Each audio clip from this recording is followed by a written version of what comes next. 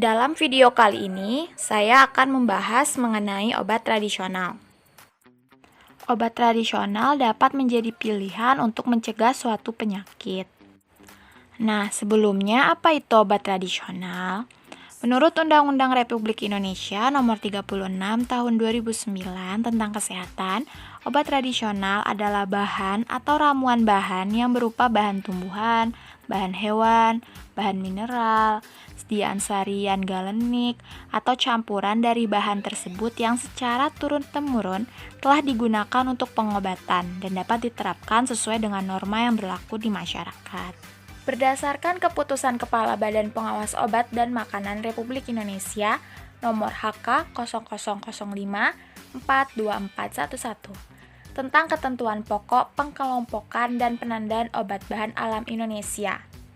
Obat bahan alam Indonesia dikelompokkan menjadi 3 berdasarkan cara pembuatan serta jenis klaim penggunaan dan tingkat pembuktian khasiat. Yang pertama ada jamu.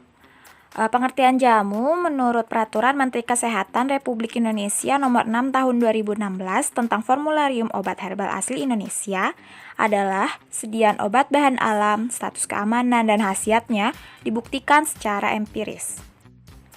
Yang kedua, obat herbal terstandar. Menurut Peraturan Menteri Kesehatan Republik Indonesia Nomor 6 Tahun 2016 tentang Formularium Obat Herbal Asli Indonesia, obat herbal terstandar adalah sediaan bahan yang telah distandarisasi bahan baku yang digunakan dalam produk jadi.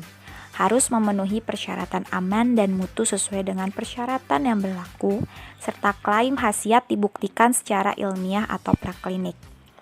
Lalu yang ketiga, fitofarmaka.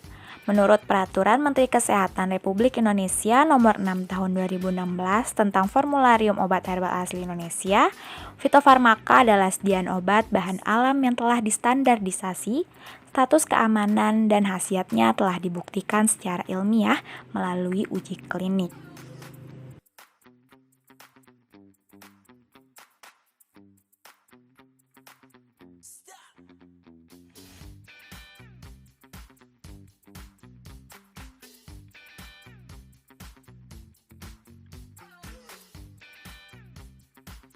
Tanaman lengkuas memiliki batang semu yang tingginya dapat mencapai 2 meter dengan daun yang cukup rimbun dan panjang. Biasanya tumbuh dengan merumput dan juga sangat rapat. Selain itu, batang tumbuh dengan tegak yang tersusun dari beberapa pelepah-pelepah daun yang membentuk batang semu. Berwarna hijau muda hingga tua. Batang muda ini akan keluar dengan bentuk tunas baru dari pangkal bawah hingga pangkal atas. Daunnya itu berwarna hijau, bertangkai pendek yang tersusun dengan selang-seling serta buah berbentuk bulat dan keras. Rimpang lengkuas mengandung lebih kurang 1% minyak atsiri berwarna kuning kehijauan yang terdiri atas metil sinamat 48%, sineol 20-30%, eugenol 1% kamfer, sesquiterpen, epinen, dan galangin, serta beberapa zat dari senyawa flavonoid. Eugenol dari rimpang lengkuas itulah yang membuat lengkuas menjadi pedas. Lengkuas mengandung antiinflamasi, meringankan peradangan pada perut, mencegah mabuk laut dan mual, sebagai antioksidan, dapat meningkatkan sirkulasi darah dalam tubuh, meringankan diare. Ini adalah lengkuas yang sudah dikeringkan, di mana lengkuas ini bagian yang digunakannya yaitu bagian rimpang.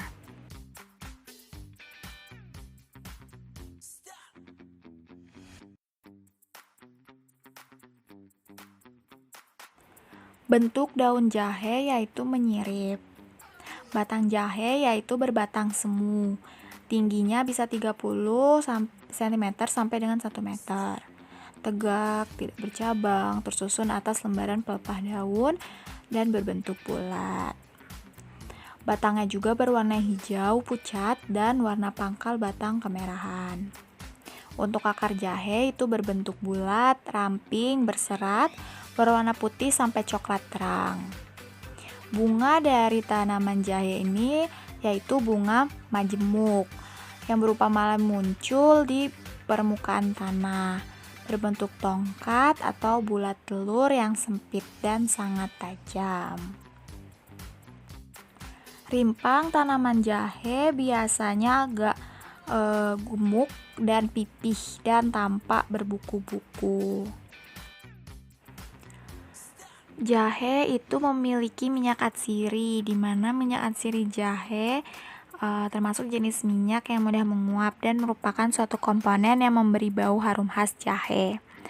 Minyak atsiri jahe terdiri dari zingiberol, zingiberen, enonealdehida, dekampen, depelandren, metilheptanon, sineol, sitralborneol, linalol, asetat, kaprilat, fenol, dan kapikol. Nah, jahe juga mengandung oleoresin yang lebih banyak mengandung komponen-komponen non-volatif yang merupakan zat pembentuk rasa pedas pada jahe. Oleoresin jahe itu tersusun oleh gingerol, zingeron, sogaol, dan resin. Senyawa fenol pada jahe itu memiliki kemampuan untuk menghambat pertumbuhan bakteri E. coli. Terjadinya penghambatan disebabkan karena kerusakan yang terjadi pada komponen struktural membran sel bakteri. Jahe ini banyak digunakan dalam ramuan obat tradisional yang berfungsi sebagai obat pencernaan dan perut kembung, sakit kepala, kerongkongan, mulas, dan batuk kering.